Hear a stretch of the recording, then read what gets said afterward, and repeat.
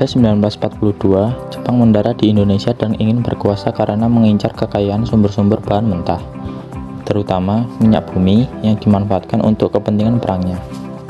Perlawanan rakyat Indramayu disebabkan oleh adanya kewajiban untuk menyetorkan hasil penanaman padi pada Jepang.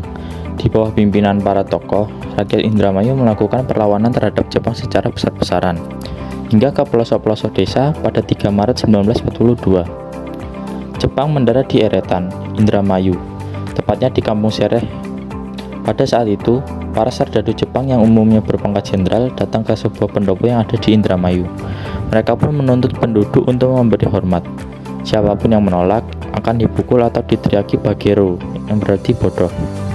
Sejak saat itu, rakyat menjadi sangat murka terhadap Jepang. Kemarahan mereka memuncak saat penduduk Indramayu yang di mayoritas bekerja sebagai buruh tani diwajibkan untuk menyerahkan hasil panen padi. Peristiwa inilah yang melatar belakangi pemberontakan petani di Indramayu terhadap Jepang. Alur perlawanan Indramayu. 1. Pada tahun 1944, rakyat Indramayu melakukan perlawanan terhadap Jepang.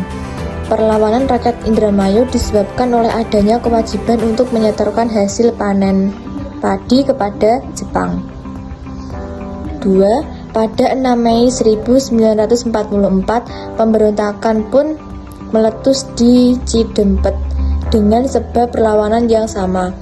Tokoh yang memelopori protes sosial di desa Cidempet sendiri adalah Haji Madrias, Haji Dulkarim, Sura, Karsina, Silyek, dan Taslah. 3.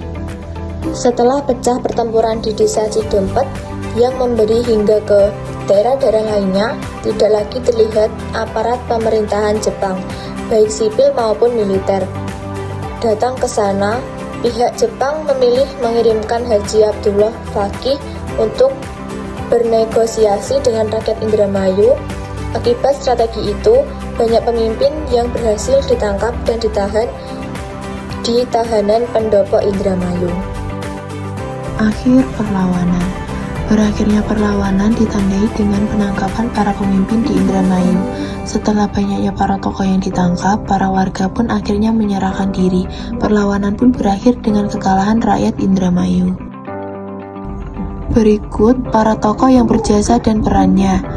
Yang pertama, Haji Madrias memberontak kepada Jepang karena adanya pemaksaan kewajiban menyetor sebagai hasil padi dan pelaksanaan kerja rodi.